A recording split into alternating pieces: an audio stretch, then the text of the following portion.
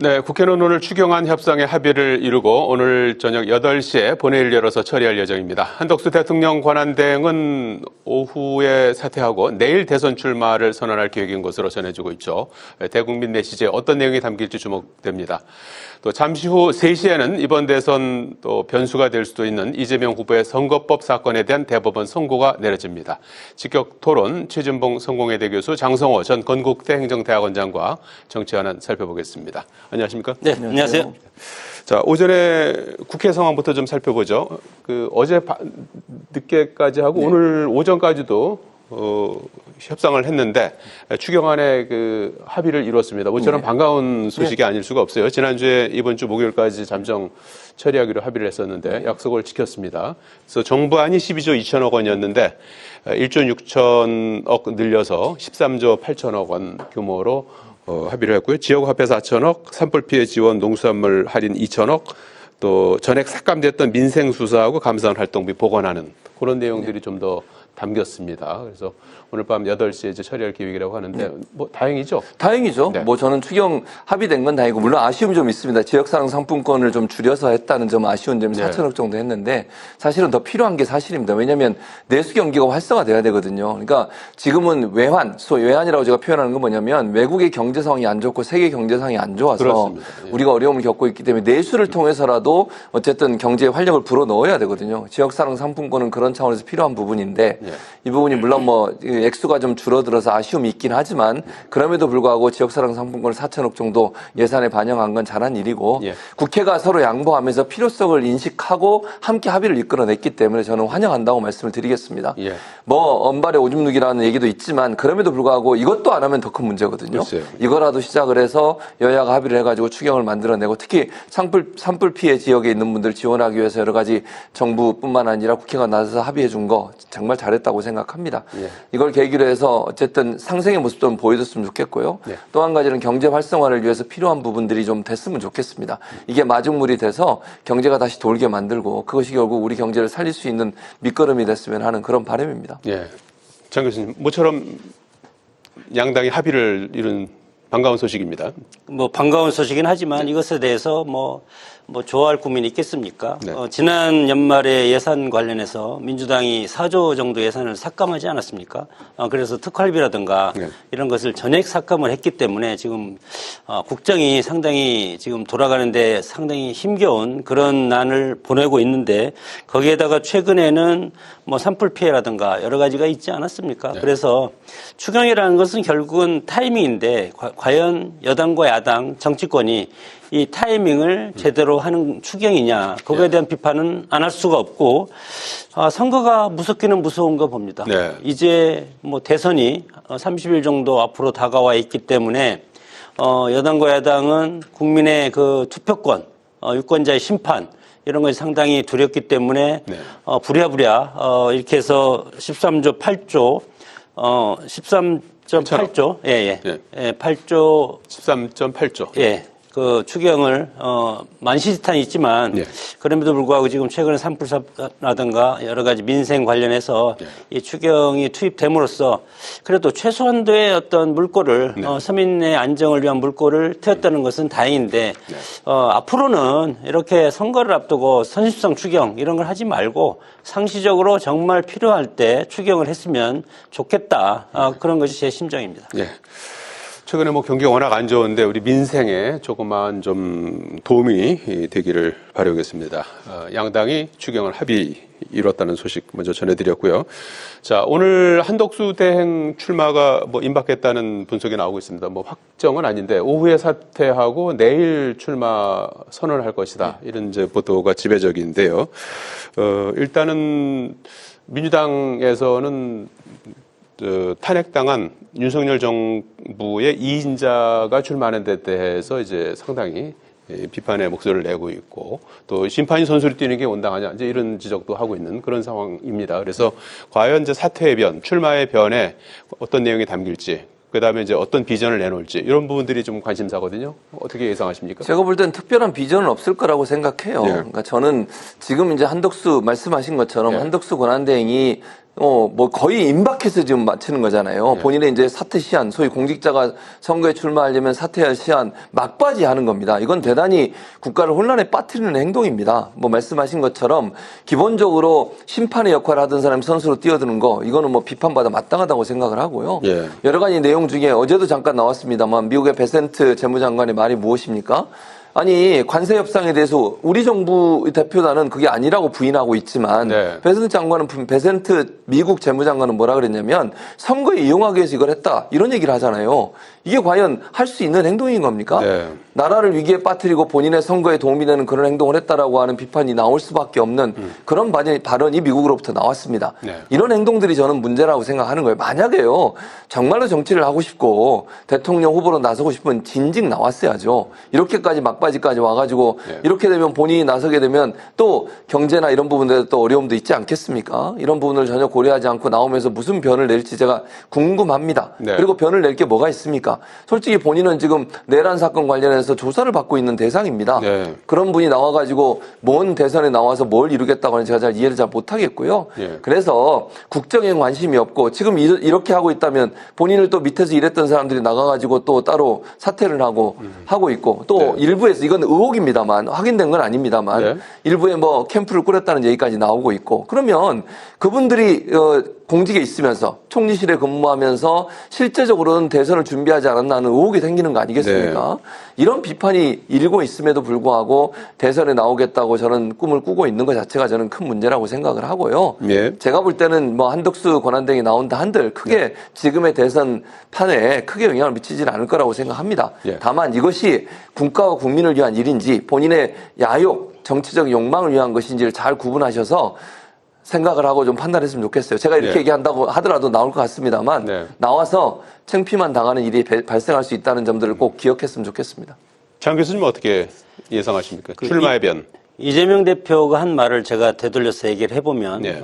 흥묘백묘라는 말을 하지 않았습니까? 네. 검은 주든 흰 주든 쥐만 잘 잡으면 된다. 그것이 이제 경제적 측면에서 얘기를 했겠지만 국민의 입장에서는 지난 12.3 비상계엄 윤석열 대통령의 탄핵 예. 그리고 지난 7년 전인가요? 박근혜 전 대통령 탄핵 보수 정권이 배출한 두 대통령이 탄핵을 당했지만 그럼에도 불구하고 지금까지 꿋꿋이 명맥을 유지하고 보수 정당으로서 지난번 또 보수 정권을 세우지 않았습니까? 네. 그러나 이번에 또 탄핵이라는 그런 헌재 심판을 바꿔서 보수 지형을 다시 세워야만이 이 나라의 민주주의가 발로 갈 수 있다. 네. 그런 고육지책의 일환이라고 생각이 듭니다. 네. 보수 지형을 살려야만이 이 땅에 민주주의가 자유와 민주 그리고 자유와 평등의 두 가치가 같이 갈 수 있는 그 세력이 공존함으로써 예. 대한민국 체제가 유지할 수 있는 그런 버팀목이 되기 때문에 그런적인 차원에서 보수 지형을 다시 세우는 일환에서 검은 고양이든 흰 고양이든 누구든지 합쳐서 보수 정권을 다시 만들어 보자는 겁니다. 예. 이 만드는 것이 그것이 끝나는 것이 아니고 국회 민주당의 어떤 다수의 폭거를 견제할 수 있는 것이 유일하게 견제할 수 있는 것이 대통령의 거부권이기 때문에 네. 이번에 보수 정권이 보수 정당이 대통령을 배출하지 못한다면 예. 정말 이 나라는 민주당 일색에 입법부도 민주당이 장악하고 행정부도 입법부도 장악하면 그러면 이 나라가 어떻게 되겠습니까? 네. 평등적인 가치가 알겠습니다. 지배하는 그런 나라가 되기 때문에 네. 모든 것을 다 합쳐야 되기 때문에 그 하나 일원으로서 네. 한덕수 권한대행이 출마를 한다면 예. 그것 또한 보수 정권을 새로 만드는 견제할 수 있는 권력을 만드는 예. 그런데 의미가 있기 때문에 조금 더 필요하다고 봅니다. 거기에 대해서 구체적으로 좀 여쭈면은 네. 국민의힘 경선 지금 진행되고 있지 않습니까? 그래서 오늘과 내일 당원 여론조사 그리고 일반 국민 여론조사 50대 50해서 모레 발표하지 않습니까? 예. 그러면 아마 이제 오늘 뭐 사퇴한다든지 내일 출마한다든지 하는 것이 이제 당원이나 일반 국민들 여론조사의 표심에도 아마 영향을 미칠 거라고 예상이 됩니다. 그래서 어떤 영향을 줄까요? 상당히 출마. 지금 한덕수 총리와 가장 지금 어제 토론을 하지 않았습니까? 한동훈 후보하고 네. 김문수 후보가 토론을 했는데 김문수 후보는 이거 한덕수 총리랑 어떻게 하겠냐. 절대 합치겠다. 네. 그러나 한동훈 후보는 세모를 했습니다. 네. 이것은 나중에 봐야 된다. 그렇기 때문에 한덕수 총리 표가 지금 오늘 내일 투표가 있는데 예. 절대 다수가 아마 김문수 후보를 지지할 가능성이 상당히 큽니다. 그렇습니다. 그래서 단일화를 염두에 둔 표심으로 그렇죠. 갈 것이다. 그렇기 때문에 네. 그 국민의힘의 지금 경선이 토요일 날 2시에 킨텍스에서 예. 전당대회를 통해서 후보자를 지명하게 되어 있기 때문에 네. 그 후보자로 지명된 사람하고 그리고 한덕수 권한대행하고 단일화 협상을 통해서 결선 투표를 할 가능성이 크다고 봅니다. 최 교수님은 어떻게 보십니까? 반명 빅텐트가 쳐질 수 있을까요? 반명 빅텐트를 뭐 칠 수는 있겠지만 그게 큰 파장을 일으키기 어려울 겁니다. 단일화. 예. 단일화해야 되고, 그러니까 사실은 이제 반명 빅텐트라고 하면서 여러 얘기들이 나오고 있고, 네. 전 예전에 민주당에 있었던 분들, 뭐 이낙연 정통령 같은 경우 민주당을 탈당해 새로운 당을 만들었지 않습니까? 민주당 인사라고 볼 수가 없는데, 새미래민주? 예, 그렇죠. 이런 분들이 접촉을 했다고 하는데 실제적으로 보니까 또 딴 얘기가 나오고 있어요.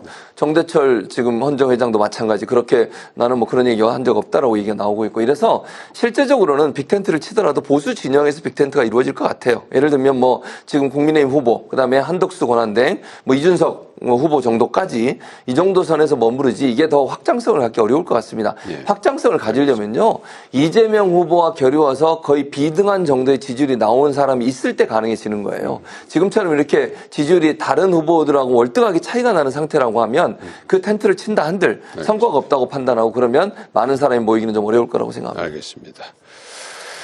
자, 잠시 후 대법원이 이재명 후보의 공직선거법 관련해서 상고심 선고를 하게 됩니다. 그래서 그 결과에 따라서 정치적인 그 파장도 있을 것 같습니다. 무죄가 나올 경우에는 이재명 후보는 뭐 그야말로 이제 더 이제 날개를 달게 되는 그런 상황이 될 것이고, 또 파기환송, 유죄 취지의 파기환송이 되면 이재명 후보 같은 경우에 출마에 문제는 없지만 또 뭐 논란이 좀 될 수 있는 그런 상황인데, 어떻게 그 경우에 따라서 정치적인 파장을 어떻게 예상하십니까? 일단 먼저 이게 어떤 결과가 나올 거냐, 저는 당연히 상고 기각이 나올 거라고 생각합니다. 전망은 그렇게 하시고. 예, 근데 방금 말씀하신 것처럼 만약의 경우에 뭐 파기환송이 된다면 피선거권을 박탈당하지는 않습니다. 왜냐하면 고법에 돌아와서 다시 거기서 이제 시간이 좀 걸릴 테니까. 심리를 해야 되니까. 그래서 뭐 대통령으로 출마하는 데는, 대통령 후보로 출마하는 데는 전혀 문제가 없다는 말씀을 드리고요. 예. 다만 이제 여론에서 안 좋은 영향을 미칠 수는 있겠죠. 그러나 뭐 저는 그럴 가능성은 없다고 보고요. 예. 왜 제가 그러면 이게 기각이 될 거라고 생각을 하는 거냐면,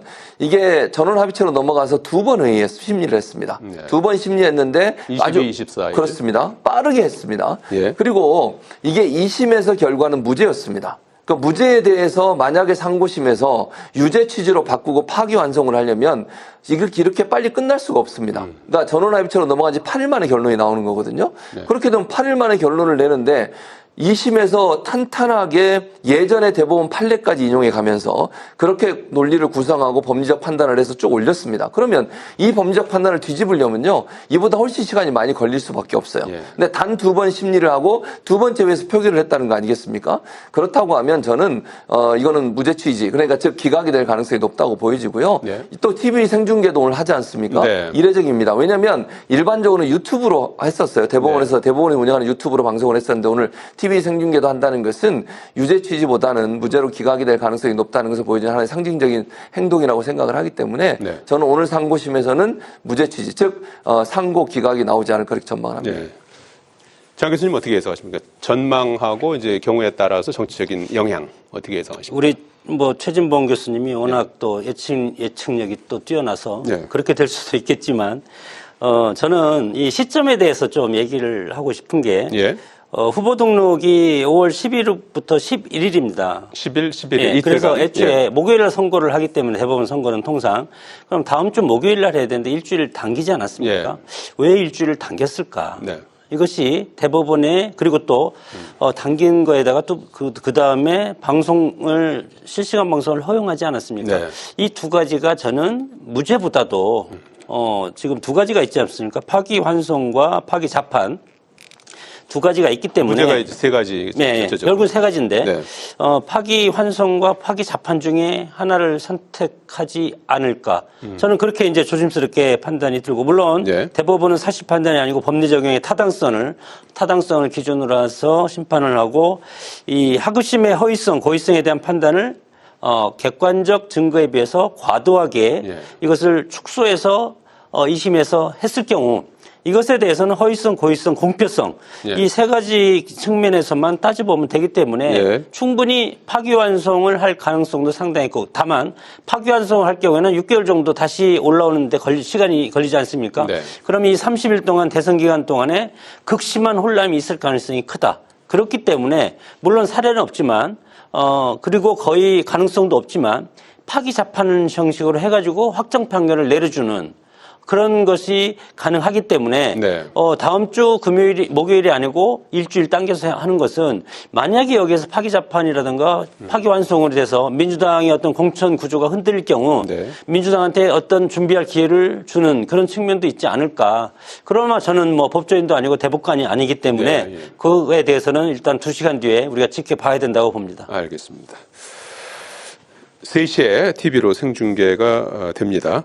자, 어제 민주당이 선대위를 띄웠죠. 중앙선대위를 띄웠습니다. 그래서 총괄선대위에 이제 7명, 윤여준 전 장관하고 박찬대 대행을 이제 투탑으로 해서 7명으로 구성을 했고, 그 다음에 공동선대위에는 15명, 최고위원들이 다 들어가시고 5, 6선 의원들이 포진해 있더라고요. 그래서 22명의 이제 선대위하고 이제 전체적으로 이제 조직을 어제 내놓았는데, 이른바 용광로 선대위다 이런 이제 평가도 나오고 있고, 통합을 강조하고 있습니다. 그래서 실제로 이제 민주당 선대위가 행동으로 이 통합의 어떤 그런 모습들을 이제 보여줘 나가야 될 텐데, 국민의힘에서는 통합을 외치면서 뒤로는 정치보복을 준비하고 있다. 이렇게 또 의심의 눈초리를 거두지 않고 있습니다. 그래서 앞으로 어떤 행보를 좀 더 보여줘야 된다고 보십니까? 아니 뭐 저는 의심을 왜 하는지 모르겠어요. 네. 그러니까 뭐 그냥 제 생각입니다만 국민의힘은 본인들이 하니까 민주당은 그렇게 할 거라고 생각하시는지 모르겠는데 이재명 대표에 대해서 이재명 후보에 대해서 윤석열 정권이 얼마나 보복을 해댔습니까? 기소만 해도 그렇고 이번에 오늘도 이제 공직선거법 나오게 되는데 결과가 예. 최종적으로 저는 뭐 무죄가 나올 거라고 기각이 될 거라고 보지만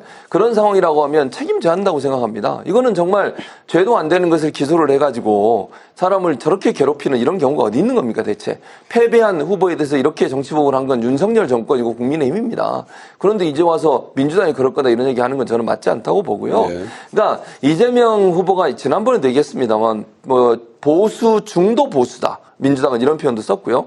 또 첫 일성, 그러니까 후보가 되고 나서 처음으로 방문했던 현충을 해서 누구를 거의 모든 대통령을 다 방문했습니다. 이승만 전 대통령도 그렇고요. 그리고 박태준 전 총리 묘소까지 갔어요. 네. 경제의 상징 아니겠습니까? 박태준 전 총리 같은 경우엔 보수 진영의 인사이긴 하지만 우리나라 경제를 이끌었던 분이고, 포항제철. 예, 포항제철을 만든 신화의 인물 아닙니까? 그럼 경제가 중요하다는 걸 얘기하는 겁니다. 네. 선대위도 마찬가지입니다. 윤여준 전 장관, 그 다음에 또 그 이석현 전 법제처장 이런 분들은 MB 때 다 일했던 분들입니다. 그러니까 여야를 다 떠나서 전 정권에 일했던 분들 상관없이 정말 필요한 인재들은 다 모아가지고 함께 가겠다는 거기 때문에 네. 용광로 선대위란 말은 이념의 차원은 이제 벗어난다. 국가 발전과 경제를 살릴 수 있는 일이라면 누구와 손잡고 어떤 누구와도 함께 하겠다고 하는 이재명 후보의 강한 어떤 그 정책적인 의지를 보여주는 그런 선대위였다. 그렇게 생각합니다. 네. 장 교수는 어떻게 평가하십니까? 뭐 민주당 이재명 후보 입장에서는 네. 뭐 오랜 기간 동안 대선 주자 1위로 계속 올라와 있고 최근에는 뭐 재판 리스크도 있지만 그럼에도 불구하고 뭐 상당히 하는 모습 우리가 TV에 비치는 모습을 보면은 파란색도 버리고 네. 여기다가 빨간 점도 찍고 태극기도 달고 네. 그리고 또 파란색도 버리고 거기에 회색이라든가 예. 뭐 다른 색깔 뭐 포근하고 따뜻한 색깔을 하지만 그것이 그동안에 이재명 후보에 대한 어떤 여러 가지 여론조사 지표를 보면은 안 좋은 면이 가장 높은 후보가 이재명 후보라는 것도 있지 않습니까? 그런 결과도 있었기 때문에 그런 표의 확정성을 상당히 의심하고 불안해하고 있다. 그런 차원에서 뭐 윤여준 장관, 뭐 전 환경부 장관이고 책사라고 하지만 보수의 책사라고 하지만 보수에 실패한 책사입니다. 예. 두 번의 대선에서 이해창 전 후보를 두 번의 책사를 했지만 두 번 다 실패한 그런 책사를 데려다가 민주당 이번에 대선 후보로 갔을 때 과연 또 혹시 제가 생각하기에 예. 그 책사가 글로 가서 거기에서 이재명 후보가 대선에서 낙선하는 것이 아닌가 그런 염려가 들 정도로 지금까지 그냥 가면은 뭐 안전하게 갈 수 있을 텐데 예. 이런 용광로 선대위라든가 통합이라든가 그런 것보다 실질적으로 저는 개헌을 한다든가 네. 아니면 개헌을 통해서 통합을 한다든가 아니면 거국 내각 중립을 한다든가 그렇게 해서 네. 하는 것이 훨씬적인 통합적인 정치를 할 수 있다고 봅니다. 네, 조금 더 구체적이고 실천적인 그 과제들을 좀 제시해 줬으면 좋겠다 주문을 해 주셨습니다. 여기까지 듣겠습니다. 고맙습니다. 고맙습니다.